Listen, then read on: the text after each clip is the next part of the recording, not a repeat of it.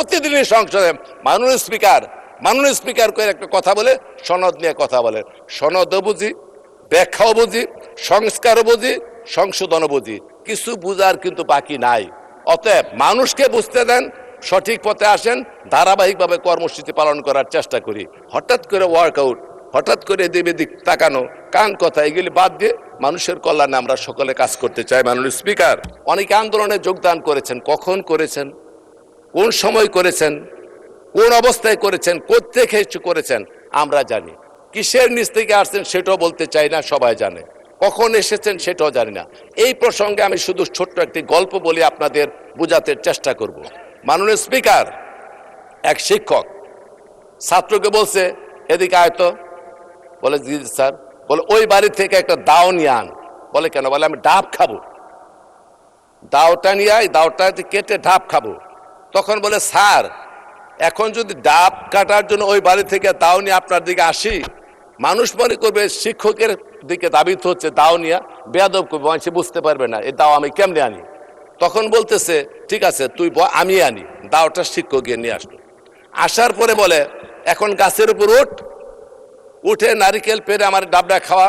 বলে স্যার, এত বেয়াদব আমি শিখেছি, আপনি গাছের নিচে দাঁড়ায় থাকবেন আর মাথার উপরে আমি দাও নিয়ে উঠবো, মানুষের করবো, শিক্ষক দাঁড়ায় নিচে, ছাত্র উঠছে উপরে, মাথার উপরে। এটা স্যার সম্ভব না, এটাও ঠিক না। বলে ঠিক আছে, এটাও মানলাম। RICL TMX, যুগের পর যুগ স্থাপনা থাকে মজবুত। এখন শিক্ষক দাও আনছে, গাছের উপরে ডাবও কাটছে, পারছে। এইবার বলে কি ডাবরা কাইটা খা। এখন বলতেছে স্যার, কয়বার বেয়াদবি করে, দুইবার দুইটা কথা রক্ষা করে দেয়। এইবার ডাবডা নেনে ছাত্র কাইটা ডাবডা খেয়ে ফেলছে।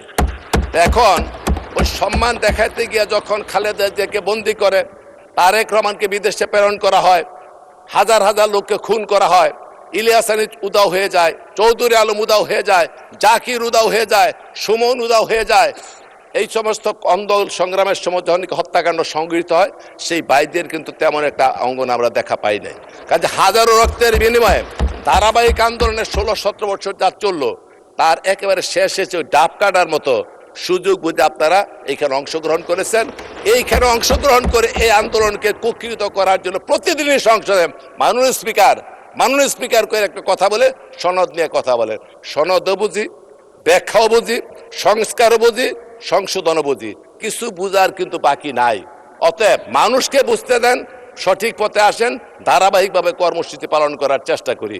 শৈবাল দিগিরে বলে উচ্চ করে শের, লিখে রেখো এক বিন্দু দিলেম শিশির। আরে শিশিরের পাতা থেকে এক ফুটা ফালায়া দিগিরে বলে মনে রাখিস বেটা। অথচ পুরা শৈবালের অস্তিত্ব নির্ভর করতেছে গোটা পানির উপরে। অথচ তারা ওই শিশির বিন্দুর মতো সর্বশেষ যোগদান করে এখন বিভিন্ন চিৎকার করছেন। এগুলি করার দরকার নেই। ভালোভাবে আছেন, সুন্দর করে আছেন মাননীয় স্পিকার। উভয়ে মিলে এসে দেশকে গড়ে তুলতে চাই, সেই সহযোগিতা আপনাদের কাছে কামনা করি। হঠাৎ করে ওয়ার্কআউট, হঠাৎ করে এদিকে দিক তাকানো, কান কথা, এগুলি বাদ দিয়ে মানুষের কল্যাণে আমরা সকলে কাজ করতে চাই। মাননীয় স্পিকার,